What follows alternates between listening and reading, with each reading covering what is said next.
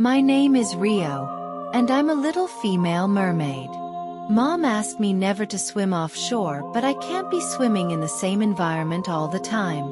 My elder sister would swim wherever and whenever she wanted, but I don't know why my case was different. Well, I looked left, right, up and down, nobody was looking. Let me swim outside this place and see what's going on in the neighborhood, I said to myself. I swam and swam, till I went far away from home and couldn't find my way home any longer.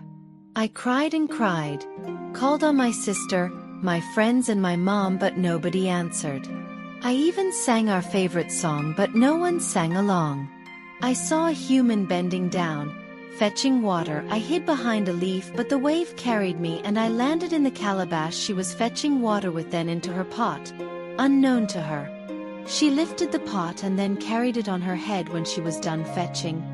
I was still in the pot of water, very frightened. After some minutes she lowered the pot and then dropped it and started speaking in a language that I didn't understand. After a while a little boy came around and started playing with the water with his both hands. His mom yelled at him. I didn't really know what she told him, but after his mom yelled at him he left and then returned after a few seconds with a little bowl in his hand. He dipped the bowl inside the pot and then fetched some water, but I followed the water he fetched. Immediately he saw me in his bowl. He flung it all of a sudden and then I landed on the ground thumping. He attempted running away out of fear, but he summoned courage and came close, picked me up with both hands and was taking a stern look at me. Put me in water, you fool, I yelled at him. He screamed and then flung me aside. Came close again after a few seconds and picked me up in his palms. You talk? He asked, stunned. Wow, you speak English? I asked him too. Of course, he replied. But a woman spoke in a language I didn't understand, I said to him. Well, that's my mom and she spoke in our native language. Okay, so can you please put me back in water now? I asked politely. If I drop you back in that pot, my mom might get rid of you out of fear or do something bad to you. Okay, just hang on, he said. He put me on the ground and then left and returned with a glass bottle filled with water. He carried me up and then put me inside it. That's it, he said, grinning. Wow, thank you, I said to him, peeping through the bottle. Meanwhile, my name is Rio. I'm Justice. What are you doing here? He asked. Well, I can't find my way home. My mom asked me never to swim outside my place, but I decided to take a stroll but could no longer find my way home and then ended up in your mother's pot of water. Please, can you help me back home? My sister's wedding is in 2 days and I need to get back home. Don't worry, just put me back in the river. My dad must have organized a search party by now, so as soon as I get back in water and I sing our song, I'm sure my people would hear me. It's not as easy as you think, he said, scratching his head. How? I asked. You see, children are not allowed near the river here. The elders say mermaids would have them kidnapped and they won't get to see their own people ever again. He replied. That's not true, it's all lies. We don't kidnap people, and as a matter of fact we are harmless. Please help me, I promise you that no harm will come near you. Okay, I'll try it. I heard mermaids could make one's wish come to pass. If I help you get back home, what will you give me in return? He asked, grinning. I'll give you whatever you want. Okay. I wish to go to the white man's land. Me, my mom and siblings. Can you make that come to pass? He asked again. Okay, I promise, I replied him. Justice. What is that you're holding? His mom walked in on us, asking with hands on her waist. It's an empty bottle of water, he replied. Trash it or keep it somewhere and come help me in the kitchen, she said to him, readying the rope on her dress round her waist as she left. He ran into a room and then kept me under a pillow. This room belongs to my siblings and I, and this is my pillow, he said, tapping it. Please hang on till I'm done from the kitchen, then I'll help you get back home. he added, smiling. He left, and after a few minutes a very little girl raised the pillow slowly and stood still staring at me with her mouth agape. Then she screamed all of a sudden. "Sarah! Sarah!" She called. Oh, who's Sarah? I asked myself as I sat quietly in the bottle with eyes popped open and with fear written all over my face. "Sarah! Sarah!" She called again. But Justice came running in and he picked up the bottle and put it behind him. Then an older girl walked in. "What is it, Kara? Why were you screaming my name like that?" The older girl asked, looking at the little girl. But the little girl couldn't utter a word. She just stood there pointing at Justice. "What did you do to her, Justice? And what are you hiding?" Sarah asked. "Nothing," Justice replied while sneaking out of the room. As soon as he got to the outside door, he took to his heels. He was hiding something. Justice was hiding something behind him, little Kara managed to say. "Like what?" Sarah asked. "A mermaid.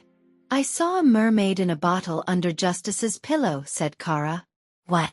Sarah approached the bed and then attempted to raise the pillow. "He already took it with him," Kara said.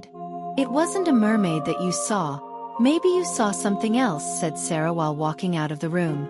I knew no one was going to believe me. "But I swear I saw a mermaid," Kara said to herself.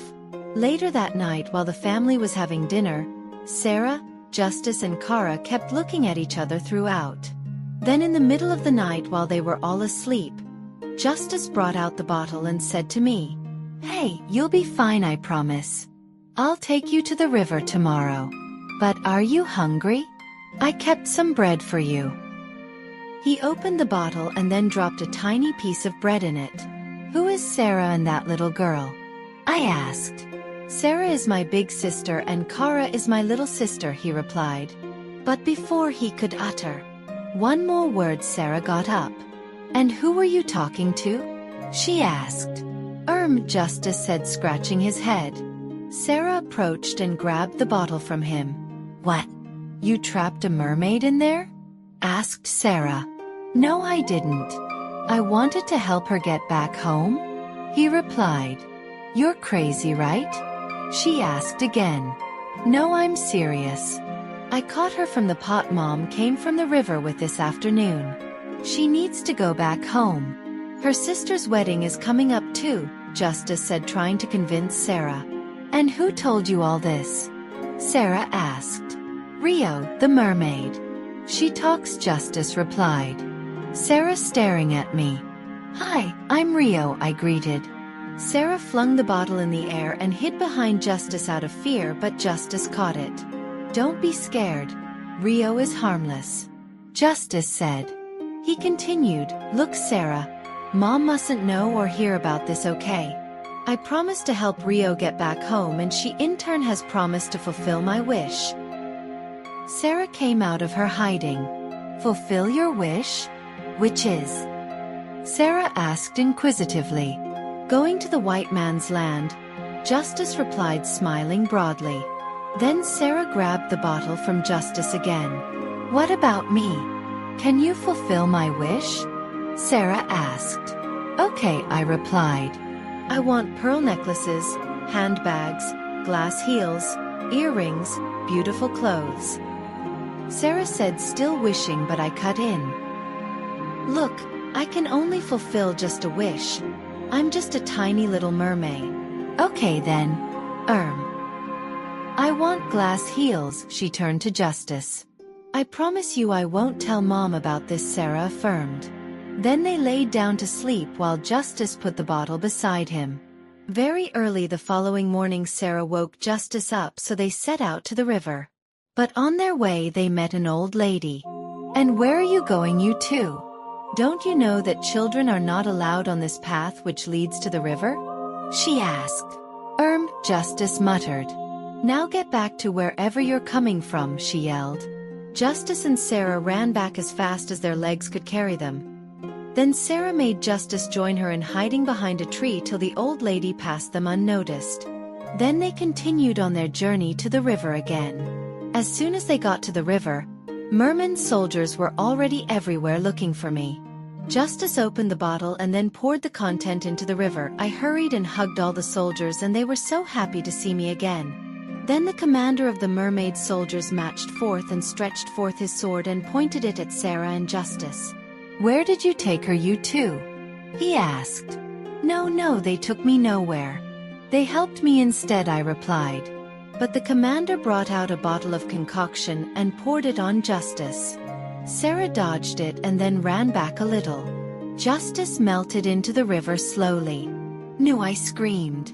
It was really very painful watching Sarah run home and shouting at the top of her voice, "You betrayed us." I felt so bad and cried. The melted substance was collected in a small drum and was rolled away. "He is innocent," I managed to say amidst tears, but no one uttered a word or cared to listen. We got to our house. My family was so happy to see me again, but I was looking so sad and unhappy. "Rio, we were so worried. What happened to you? And why are you looking so sad? Aren't you happy to be home?" my dad asked. I sighed. "Dad, I am, but the boy that was captured by the commander was the one who saved my life. He meant no harm." "What really happened, my dear?" my dad asked. I swam to the other neighborhood and could no longer find my way home. Then a human was fetching water by the river and I fell into the bowl she was bailing water with, and then she unknowingly threw me into her pot. This boy that was arrested caught me and put me in water and then fed me till he brought me home. What if something bad had happened to you? He needs to be dealt with, my dad roared in anger. Nothing must happen to him, please, I begged. Then I swam to the commander's house.